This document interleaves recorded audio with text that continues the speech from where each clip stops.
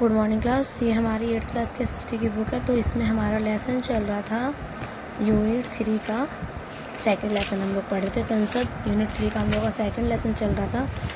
तो आइए, यहाँ तक हम लोग पढ़ चुके थे, आप लोगों को पता होगा, यहाँ तक हम लोग कंप्लीट कर चुके थे। आज हम लोग पढ़ेंगे संसद की भूमिका। देखिए क्या है। संसदीय सरकार में संसद और महत्वपूर्ण शक्तियाँ प्रदान की गई हैं, क्योंकि ये जनता का प्रतिनिधित्व करती हैं। लोकसभा के लिए भी उसी तरह चुनाव होते हैं जिस तरह राज्यसभा विधानसभा के लिए होते हैं।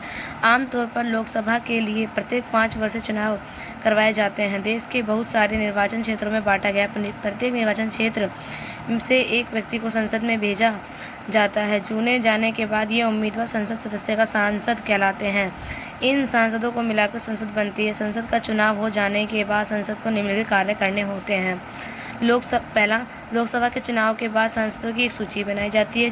किस राजनीतिक दल के कितने सांसद हैं। यदि कोई राजनीतिक दल सरकार बनना चाहता है तो उसे निर्वाचित सांसदों के बहुमत प्राप्त होना चाहिए। कार्यपालिका का चुनाव करना लोकसभा का एक महत्वपूर्ण कार्य है। कार्यपालिका ऐसे लोगों का समूह होती है। भारत का प्रधानमंत्री लोकसभा से सत्ताधारी दल का नेता होता है। प्रधानमंत्री अपने दल के सांसदों में से मंत्रियों का चुनाव करता है। यह मंत्री स्वास्थ्य, शिक्षा, वित्त इत्यादि विभिन्न सरकारी विभागों के उत्तरदायित्व संभालते हैं। यह सभी लोकसभा के प्रति उत्तरदायी होते हैं। संसद सरकार को नियंत्रित करती है, उसका मार्गदर्शन करती है और उसके सूचित करती है। जब संसद का सत्र चल रहा होता है तो उसे सबसे पहले प्रश्नकाल होता है। प्रश्नकाल के माध्यम से सांसद सरकार के कामकाज के बारे में जानकारियां हासिल करते हैं। इसके जरिए संसद कार्यपालिका को नियंत्रित करती है। सवालों के माध्यम से सरकार को उसकी खामियों के प्रति आगाह किया जाता है। सरकार से सवाल पूछना किसी भी सांसद की महत्वपूर्ण जिम्मेदारी होती है। कानून बनाना संसद का एक महत्वपूर्ण कार्य है। ये प्रक्रिया अनेक तरह से आगे बढ़ती है। संसद में सभी प्रकार के विधेयक स्वीकृत किए जाते हैं।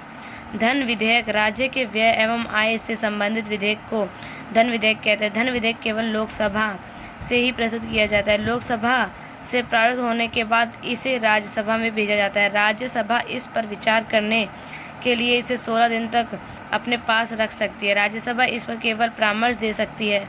अतः मैं इसे स्वीकृति के लिए राष्ट्रपति के पास भेजा जाता है। राष्ट्रपति इसे राज्यसभा के अनुमोदन न होने के बाद ही स्वीकृत करता है। साधारण विधेयक, ये संसद की किसी भी सदन के प्रस्तुत किया जा सकता है। इसे दोनों सदनों द्वारा अलग अलग पास किया जाता है। कुछ आवश्यक प्रक्रियाओं के बाद इसको दूसरे सदन में भेज दिया जाता है, जहां पर इस पर समरूप प्रक्रिया अपनाई जाती है। यदि दूसरा सदन इस पर सहमति नहीं देता है तो इसमें कुछ परिवर्तन के लिए सुझाव देता है, जिस पर मूल सदन के सहमत नहीं है, अथवा इस विधेयक पर 6 महीने तक कार्य नहीं करता है तो एक गतिरोध की अवस्था पैदा हो जाती है। गतिरोध वह अवस्था है जहां पर कोई प्रक्रिया नहीं हो सकती। जब संविधान के अनुसार दोनों सदन विधेयक पर स्वीकृति दे देते हैं तो राष्ट्रपति दोनों सदनों का एक संयुक्त सत्र बुलाते हैं। लोकसभा अध्यक्ष सभा का संचालन करते हैं और एक संयुक्त निर्णय बनाया जाता है। विधेयक एक बार पुनः दोनों सदनों की स्वीकृति के लिए भेजने के बाद इसे राष्ट्रपति के पास भेजा जाता है। जब राष्ट्रपति इस पर हस्ताक्षर कर देते हैं तो यह कानून बन जाता है। यद्यपि राष्ट्रपति साधारण बिल को पुनः विचार और सुझाव के लिए वापस संसद के पास भेज सकते हैं। यदि विधेयक पर दोनों सदनों द्वारा पुनः स्वीकृति मिल जाती तो राष्ट्रपति को इस पर हस्तक्षेप करने पड़ते हैं। संसद के सदस्य, संसद जनता द्वारा चुने गए निर्वाचित प्रतिनिधियों का एक घर है। संसद में राज्यसभा और लोकसभा दोनों के सदस्य सम्मिलित होते हैं। दलित, पिछड़ी जातियों और अल्पसंख्यकों की राजनीतिक हिस्सेदारी भी संसद में बढ़ाई गई है। संसद में कुछ सीटें अनुसूचित जातियों और अनुसूचित जनजातियों के लिए आरक्षित की गई हैं। ऐसा इसलिए किया जाता है ताकि इन चुनाव क्षेत्रों में केवल दलित और आदिवासी उम्मीदवारों को ही जीतें और संसद में उनका ही उचित प्रतिनिधित्व हो। संसद के अधिकार एवं कार्य, वर्तमान समय के संसद केवल कानून निर्मात्री संस्था नहीं है, अपितु ये अनेक प्रकार के कार्य संपन्न करने वाली संस्था के रूप में परिवर्तित होकर बहुकार्यकारी संस्था बन गई है। इनमें से अनेक अधिकार एक दूसरे पर आधारित हैं। ये अधिकार एवं शक्तियाँ निम्नलिखित हैं: राजनीतिक एवं वित्तीय नियंत्रण, प्रशासन की निगरानी, सूचना संबंधी प्रतिनिधित्व, परक विपदाएं, शैक्षिक संचालन एवं परामर्श संबंधी संघर्ष समाधान एवं राष्ट्रीय एकीकरण, कानून निर्माण, विकास एवं सामाजिक अभियंत्रण, संविधान में संशोधन, नेतृत्व। हमारी संसद के सर्वाधिक महत्वपूर्ण कार्य निम्नलिखित है: कानून निर्माण एवं संबंधी कार्य, राजनीतिक एवं वित्तीय नियंत्रण। तो आपका ये लेसन कंप्लीट हो चुका है। अब मैं इसके आपको क्वेश्चन सेंड कर दूंगी, तो वो आप लोगों को अपनी कॉपी में दूसरे सदन में भेज दिया जाता है, जहाँ पर इस पर समरूप प्रक्रिया अपनाई जाती है। यदि दूसरा सदन इस पर सहमति नहीं देता है तो इसमें कुछ परिवर्तन के लिए सुझाव देता है, जिस पर मूल सदन के सहमत नहीं है, अथवा इस विधेयक पर 6 महीने तक कार्य नहीं करता है, तो एक गतिरोध की अवस्था पैदा हो जाती है। गतिरोध वह अवस्था है जहां पर कोई प्रक्रिया नहीं हो सकती।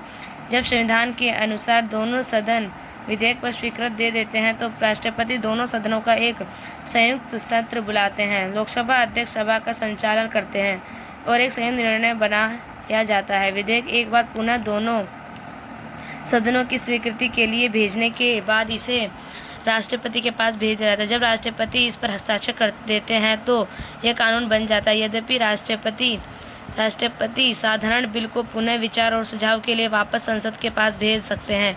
यदि विधेयक पर दोनों सदनों द्वारा पुनः स्वीकृति मिल जाती तो राष्ट्रपति को इस पर हस्तक्षेप करने पड़ते हैं। संसद के सदस्य, संसद जनता द्वारा चुने गए निर्वाचित प्रतिनिधियों का एक घर है। संसद में राज्यसभा और लोकसभा दोनों के सदस्य सम्मिलित होते हैं। दलित, पिछड़ी जातियों और अल्पसंख्यकों की राजनीतिक हिस्सेदारी भी संसद में बढ़ाई गई है। संसद में कुछ सीटें अनुसूचित जातियों और अनुसूचित जनजातियों के लिए आरक्षित की गई हैं। ऐसा इसलिए किया जाता है ताकि इन चुनाव क्षेत्रों में केवल दलित और आदिवासी उम्मीदवारों को ही जीतें और संसद में उनका ही उचित प्रतिनिधित्व हो। संसद के अधिकार एवं कार्य। वर्तमान समय के संसद केवल कानून निर्मात्री संस्था नहीं है, अपितु ये अनेक प्रकार के कार्य संपन्न करने वाली संस्था के रूप में परिवर्तित होकर बहुकार्यकारी संस्था बन गई है।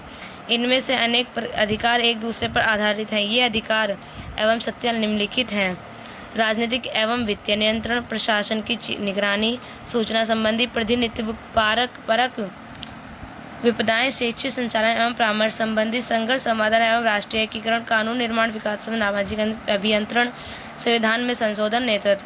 हमारी संसद के सर्वाधिक महत्वपूर्ण कार्य निम्नलिखित है: कानून निर्माण एवं संबंधी कार्य, राजनीतिक एवं वित्तीय नियंत्रण। तो आपका ये लेसन कंप्लीट हो चुका है। अब मैं इसके आपको क्वेश्चन सेंड कर दूंगी, तो वो आप लोगों को अपनी कॉपी में